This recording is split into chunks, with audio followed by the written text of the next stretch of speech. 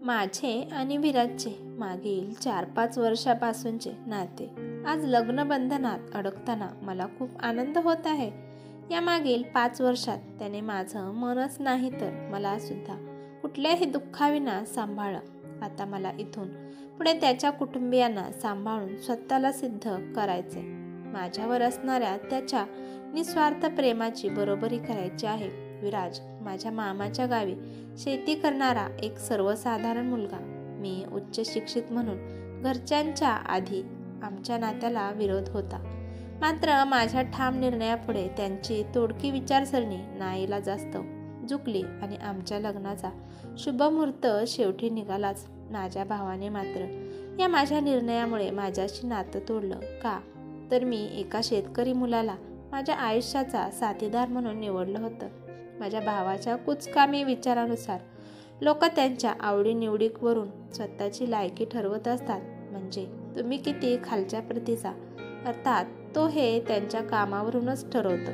माणूस तुमच्या जीवन प्रवासात निवडला आहे यावरून तुमची लायकी तो ठरवणार आहे ना. लाजिरवाणी अशोभनीय अशीच ही बाब विराजसारख्या सर्वसाधारण मुलाची मी माझा नवरा म्हणून अभिमानाने निवड केली. केवळ या एका गोष्टीवरून त्याने माझी लायकी ठरवली. तो एका शासकीय कार्यालयात कार्यरत आहे, त्यामुळे त्याचा डोलारा नेहमीच न झुकणारा. त्याच्या मते मी एक शासकीय अधिकारी, मग लोक माझ्या बहिणीच्या शेतकरी नवऱ्याला बघून माझ्यावर हसणार. या अतिशय कुचकामे विचारसरणी पुढे त्यांचं उच्च शिक्षित व्यक्तिमत्व हरलं. असंच मी म्हणेल. मला भावासोबत नातं तोडताना काहीच वाटलं नाही.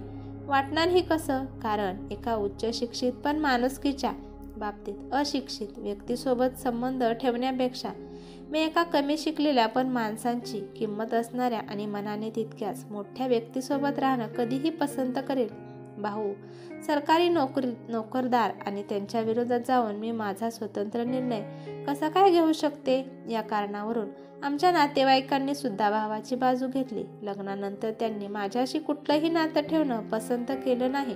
पण मला अशा लोकांची माझ्या आयुष्यात उणीव नक्कीच जाणवणार नाही इतका माझा स्वतःवर विश्वास नेहमीच असेल.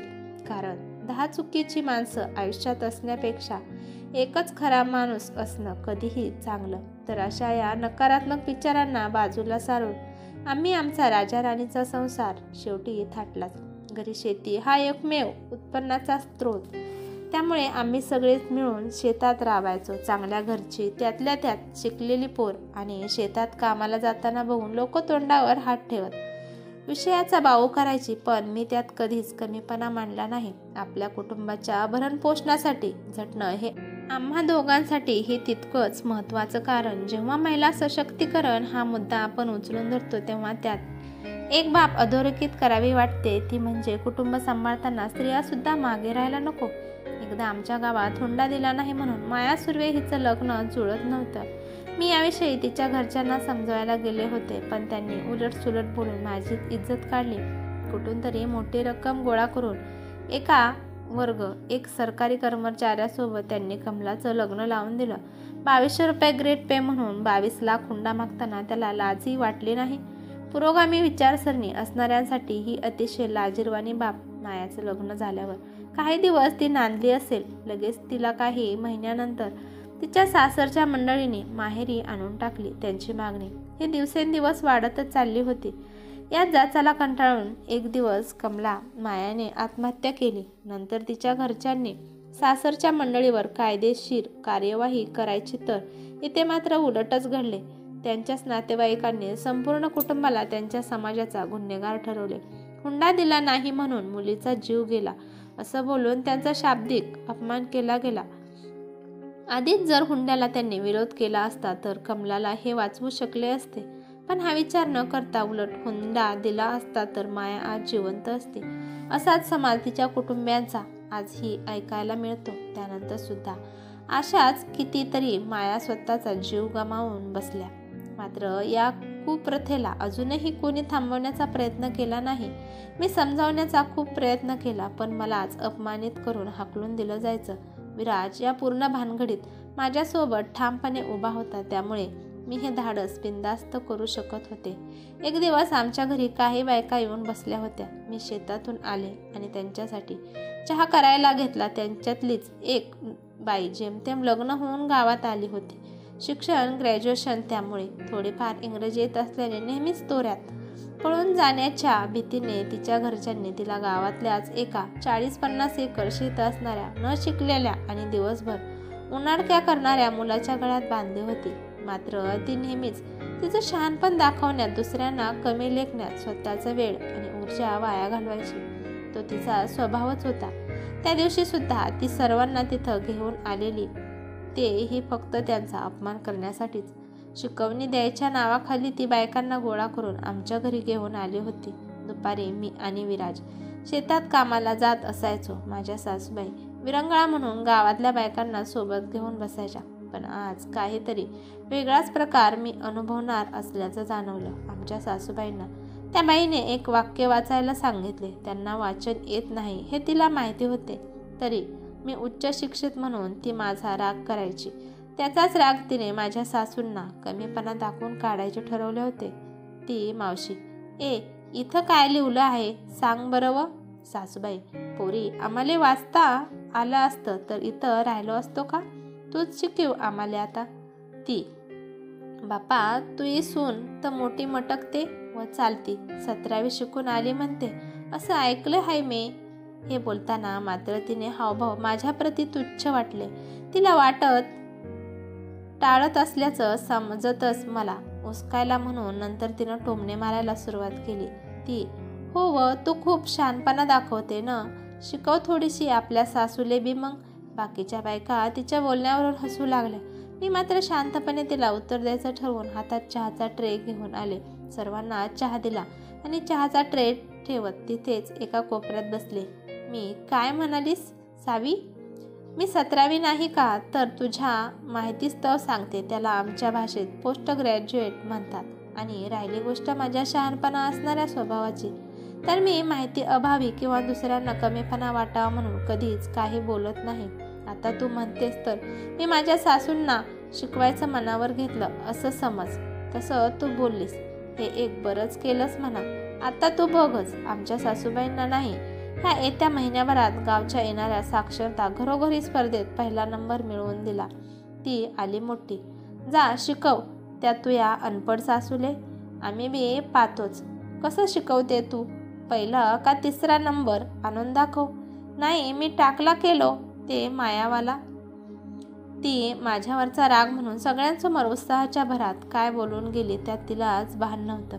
मला तर खूप वाईट वाटतं अशा लोकांचं, जी लोक दुसऱ्यांचा अपमान करण्याच्या प्रयत्नात स्वतःचीच पुढे जाऊन अपमानास्पद परिस्थिती निर्माण करून बसतात. मी तयार राहायला सांगा हिराबाई तुमच्या साहेबांना. त्यांच्याकडे पहिल्यांदाच एक बाई टक्कल करायला येणार म्हणावं. सगळ्या तिच्यावर हसायला लागल्या. तेव्हा ती रागातच पाय आपटत निघून गेली. तेवढ्यात विराज शेतातून घरी आला. त्याला बघून सगळ्या बायका कुजबुज करत आपल्या घरी निघून गेला. विराज, काय चाललंय? सासूबाई, काही नाही पोरा, आज आपल्या सुनेनं या अनपड बाईले शिकवायचं जाहीर करून टाकलं. विराज, काय? विराजचा त्याच्या कानावर विश्वासच बसत नव्हता, कारण त्याच्या आईला अक्षर ओळख नव्हती आणि आजवर कोणीच त्यांना शिकवण्याचं धाडस केलं नव्हतं. विराजला तर हे कर्मकठीण काम वाटत होतं, पण आता त्यासाठीच मी माझ्या मनाला पूर्ण विश्वासाने तयार केले आणि ते पूर्ण करण्यासाठी वाटेल ते करायला तयार होते. मी शिकवणार आणि बघाच.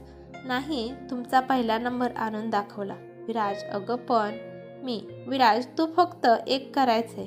मी आईचा पहिला नंबर आणून दाखवल्यानंतर मला पूर्ण गावातून बैलगाडीने रुबाबात एक चक्कर मारून आणायला तयार राहायचं. बाकी सगळं काही माझ्यावर सोपं. विराज माझं ऐकून बाहेर जात असता आमच्या सासूबाई गोंधळल्या. सासूबाई, अरे पोरा, जेवून घे. आलास आणि तसाच कुठं चाललास? विराज, बैलगाडी दुरुस्त करायला देऊन येतो. चाक वगैरे बसून तयारीत असलं पाहिजे ना, शेवटी तुझ्या सुनबाईंना मिरवायचं आहे. त्यातून यावर मात्र आम्ही सगळेच खळखळून हसलो. आजपासून मिशन साक्षरता माझ्या घरी सुरू होणार म्हटल्यावर सगळी व्यवस्था बघायला नको का, म्हणून प्रोजेक्टर, स्क्रीन, प्ले सगळं बसवून घेतलंय. जरी आम्ही शेतकरी असलो ना तरी सगळ्या आधुनिक तंत्रज्ञानाचा वापर आम्ही करतो. सगळं तांत्रिक व्यवस्थापन माझ्याच अखत्यारीत आहे. एखाद्या कर्तव्यदक्ष अधिकाऱ्याप्रमाणेच मी सर्व सांभाळते आणि म्हणूनच केशव मला घरची कृषी तांत्रिक अधिकारी म्हणतो. खरंच मला इथे आवर्जून सांगावं वाटतंय, जीवनात एक जरी जीवापाड प्रेम करणारा माणूस असला ना की बस, बाकी आपल्याला कोणाचीच फिकीर नसते. मला विराटच्या रूपाने जो जीवापाड प्रेम करणारा माणूस भेटला त्यासाठी मी देवाचे वेळोवेळी आभार मानते. मिशन साक्षरता जोरात सुरू होतं. मी माझ्या सासूबाईंना वाटेल ती पद्धत वापरून शिकवायला रात्रंदिवस तत्पर होते. त्यासुद्धा अगदी सहज सर्व सूचना पाळायच्या. बाकीच्यांनी मन लावून विचलित करण्याचा त्यांच्या परीने खूप प्रयत्न केला. मात्र आमचा निश्चय आणि निर्धार पक्का असल्याने कोणीही आमचं मनोबल हलवू शकलं नाही. विराज त्या दिवसात घरची सगळी कामं करून नंतर शेतातली कामं सांभाळायचा. आमच्या मिशनमध्ये त्यांचा सिंहाचा वाटा होता. पुढे प्रयत्नांची पराकाष्ठा करण्यात असेच दिवस निघून गेले. एका महिन्यानंतर आज शेवटी तो दिवस एकदाचा उजाडलाच, जेव्हा खऱ्या अर्थाने माझ्या प्रयत्नांची पराकाष्ठा सार्थक होणार की नाही हे ठरणार होते. सगळे गावकरी ग्रामसभेच्या पटांगणात जमले होते. मी, विराज आणि आमच्या सासूबाई तिथं पोहोचलो. सर्व उमेदवारांना प्रश्नपत्रिकांचे वाटप करण्यात आले. ही स्पर्धा साधारण 40च्या पुढच्या निरक्षर लोकांच्या साक्षरतेवर भर देऊन गावातल्या उर्वरित प्रत्येकाला साक्षर करण्यासाठीचं स्वप्न साकार व्हावं या एकमेव उद्देशानं आयोजित करण्यात आली होती. त्यामुळे त्यात विशेषतः अक्षर ओळख आणि 1-2 वाक्यांचा अर्थ समजून उमेदवारांनी उत्तर द्यावं अशा पद्धतीने प्रश्नपत्रिकेचे स्वरूप तयार करण्यात आले होते. 2 तास मी माझ्या पदराचा शेंडा हातात घेऊन वेगळ्याच चिंतेत उभे होते. विराज मला धीर देत सोबतच उभा होता. मात्र माझे प्रयत्न कितपत खरे हे आज सासूबाईंच्या कामगिरीने पूर्ण गाव बघणार होते. 2 तासानंतर शेवटी प्रतीक्षा संपली आणि पुढच्या अर्ध्या तासाने निकाल जाहीर करण्यात येईल असं सांगण्यात आलं. ही स्पर्धा माझ्यासाठी फक्त एक स्पर्धा नव्हती, ती माझ्या अस्तित्वाला बळ देणारी एक अशी ऊर्जा होती जी मला आज पुन्हा अभिमानाने वरमान करून जगायला प्रोत्साहित करणार होती.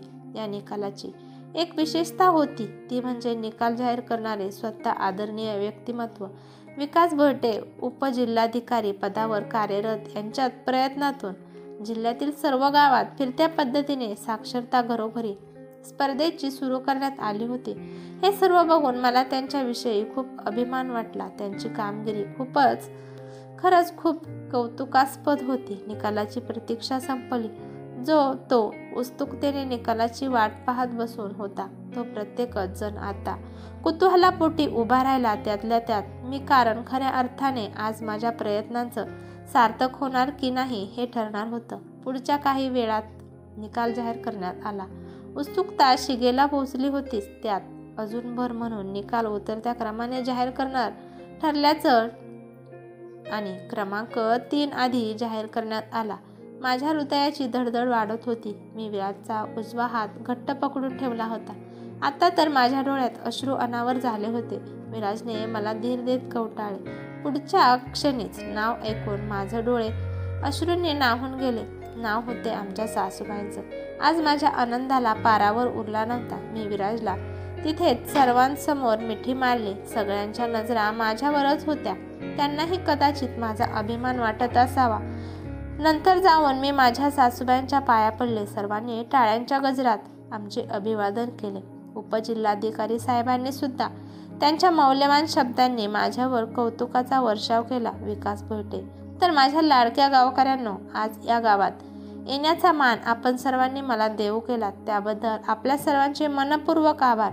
खरं तर इथं येणं हे पुण्यच लाभलं म्हणायचं, कारण आजपर्यंत इतक्या स्पर्धा मी घेत आलोय, त्यातल्या त्यात ही स्पर्धा माझ्या जीवनातली अविस्मरणीय स्पर्धा ठरली आहे. शिकलेल्यांनी स्पर्धेत पहिला क्रमांक पटकावणं मी बघितलं होतं. मात्र आज आपल्या निरक्षर सासूला महिन्याभराच्या प्रयत्नांती अक्षर ओळख शिकवून या स्पर्धेत पहिला क्रमांक मिळवून देणारी मायासारखी सून मी पहिल्यांदाच पाहिली. त्यामुळे आज मी इथे आपल्या सर्वांच्या साक्षीने असं जाहीर करू इच्छितो की श्रीमती मायाताई विराज अग्रे, आपण आपल्या नावाप्रमाणेच या गावची सुद्धा प्रतिभा जपावी. थोडक्यात काय तर मी आज आपल्यावर उर्वरित संपूर्ण गाव साक्षर करण्याची जबाबदारी टाकतो आहे. हे ऐकल्यानंतर माझ्या तोंडून शब्दही पडत नव्हता. मला कधीच वाटले नव्हते की मी निरक्षर सासूला साक्षर करतानाच हा प्रवास साक्षर गावासाठीचा प्रस्ताव माझ्यासमोर घेऊन येईल आणि तो माझ्यासाठी अस्तित्वाला उभारी देणारा ठरेल. स्पर्धेनंतर मला जिल्हाधिकारी साहेबांनी पुढची दिशा काय असावी हे थोडक्यात सांगितले. सर्व गावकऱ्यांच्या साक्षीने आज मी श्रीमती मायाताई विराज आगरे या नावाची एक कर्तव्यदक्ष शिक्षिका बनले होते. उपजिल्हाधिकारी साहेब निघून गेल्यावर जो तो माझं कौतुक करण्यासाठी माझ्याजवळ येत होता आणि कौतुकाने माझा चेहरा उंजळीत पकडून गोंजारत होता, तर कोणी माझ्या डोक्यावरून हात फिरवत मला भविष्याच्या कामगिरीसाठी शुभेच्छा देत होता. एक व्यक्ती मात्र अजूनही लांबूनच हे सर्व पाहत होती. कदाचित मला अभिवादन करावं की नाही या संभ्रमात ती असावी. मी तिला स्वतःकडे बोलावत हात वर भिरकवला तेव्हा सगळे या दिशेने बघू लागले आणि मी घाबरले. मी विमल, अगं घाबरतेस कशाला? सगळी आपलीच माणसं ना. ती घाबरतच माझ्याजवळ येऊन पोचली. ती, मले माफ कर माया, मी चुकलो. तुझ्यावर मी हसलो, तुझ्या सासूवर हसलो, माफ कर. मी, अगं माफी कसली यात? उलट मला तुझे तर आभार मानले पाहिजे. खरंच तू माझ्यावर तेव्हा हसली नसती तर आज मी जे काही मिळवलं ते कधीच मिळवू शकले नसते. तू तर माझी एक प्रकारे मदतच केलीस. तुझेच आभार मानते मी आज. विमल, म्हणजे मला टकला नाही ना करावं लागणार. सगळे एक टक्कल माप. यावर सगळेच खळखळून हसायला लागले. ही घटना विमलसाठी एक शिकवण ठरली. कोणाचा इतका द्वेष करू नये की रागाच्या भरात आपण त्याला बोललेले शब्द आपल्या जीवावर उठतील. सगळे गावकरी माझ्याकडे अभिमानाने बघत राहिले. मागून मोठ्याने आवाज ऐकू आला. मी पटकन मागे वळून पाहिले. विराज, चालायचं का मास्तरीनबाई? मी हसून जायला निघाले तेव्हा सासूबाईंनी मला थांबवून बोट मोडून दृष्ट काढली. सासूबाई, पोरी घराण्यालाच नाही तर तू आज पूर्ण गावाचीच लक्ष्मी शोभते आहेस, साक्षरतेची लक्ष्मी. ज्यावेळी माझ्या सासूबाई असं बोलल्या त्या क्षणी मला सगळं जिंकल्यासारखं वाटलं. कारण आपल्यासोबत राहणारे स्वार्थापोटी कधीतरी आपल्याविषयी चांगलं बोलतात, मात्र नव्याने जोडली गेलेली माणसं जेव्हा आपल्याविषयी चांगलं बोलतात तेव्हा ते आपल्यावरील असणाऱ्या दृढ विश्वासाने आणि तितक्याच निस्वार्थ भावनाने बोलत असतात. विराज आणि मी रुबाबात पूर्ण गावातून एक फेरी मारून आलो. असे दिवसामागून दिवस गेले आणि तब्बल 2 वर्षांनी पूर्ण जिल्ह्यातून आमच्या गावाने पहिला साक्षर गाव हा बहुमान पटकवला. उपजिल्हाधिकारी साहेबांच्या हस्ते माझा सत्कार करण्यात आला. ही कथा तुम्हाला कशी वाटली मला कमेंट करून नक्कीच सांगा. व्हिडिओ आवडल्यास लाईक शेअर करा. चॅनलवरती नवीन असल्यास चॅनलला सबस्क्राईब करा. धन्यवाद.